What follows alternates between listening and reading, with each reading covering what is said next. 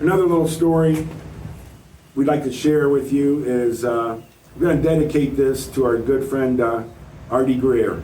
Mike knew him longer than I did. Worked with him at a local retail establishment up on the hill for many, many years. Golfed with him. He was a golf partner. Played golf. We were golf partners in a golf league. I wasn't even a policeman yet. I was just working there, and Arty was working as an extra job there. Arty was, I think, 10 years older than us? Yeah, right in that area. And I think he he left the detective bureau and then went to the traffic bureau. Was always thinking about his job and how he could make his job better. Definitely a person that he's on the sidelines. He's out of, you're not going to see him. Everything's going to get done that needs to get done, that he's assigned to do, but you won't see him out there, jumping up and down. And he was, again, smooth operator there, and that's. Nobody in the department, you'll never hear a bad word said. He's just one of those individuals, humans, not just police. He was a lieutenant. You never hear a bad word said about him. But he was wired like that, like Mike said. We'd be in Myrtle Beach golfing, and he'd be looking at the ocean with his legs crossed, So, Arty, what are you doing? And I'm thinking about if I reroute traffic, because he had the traffic bureau, if I move him off 76 during rush hour to this, that's how he was wired, constantly trying to think.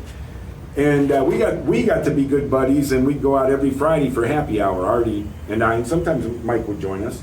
And he'd always say, when I pass away, he'd look and say, don't take me on a Friday afternoon or the weekend. Let me have my last happy hour in my golf tournament. You take me on a Monday or a Tuesday, I'll be in. So when he passed away, when did he pass away, Mike? Friday afternoon. So it was me and Mike and I were actually sitting together. We had just sat down, and we got a call from a friend, and he said, hey, something might be up with Arty, and went downhill from there. So this video is dedicated to you, brother, and we're going to incorporate it with a funny story that he just loved to tell. So I give him the 5-5. Oh, there you go. That's favorite number 55. But anyway, he and I were in Las Vegas. We're sitting by the pool, and we're discussing his analytical mind. He was looking at the handrail that led down a few steps into the pool. And he says, Paul, look at that. See how that's designed? It's poorly designed. Somebody on this side of that handrail sees the steps, and there are steps there. But if you're on this side of the handrail, you think there's a step, but there's not a step. He goes, you could see just somebody walking in, next thing you know. And I said, yeah, you're right, Fast forward, the next day, we're sitting there, it's hot, very hot out, and I said, Arty, I'm going to go cool off by the pool. So I go over and dangle my legs into the pool, and I'm laying there. I happen to fall asleep. He evidently came over and was sitting next to me, and the pool is packed. And next thing I know, I'm getting shaken. And I'm how it is when you wake up, you don't even know where you're at. And I look around, I'm trying to figure, where the hell am I, And he says, down. He thinks there's a step there, but there's no step. And I'm looking like I'm going, what are you talking? And he goes, he thinks there's a step there, but there's no step. And I look, I happen to look up just in time, and there's this guy, husky guy, big size guy, literally 4 or 5 feet in front of me and him.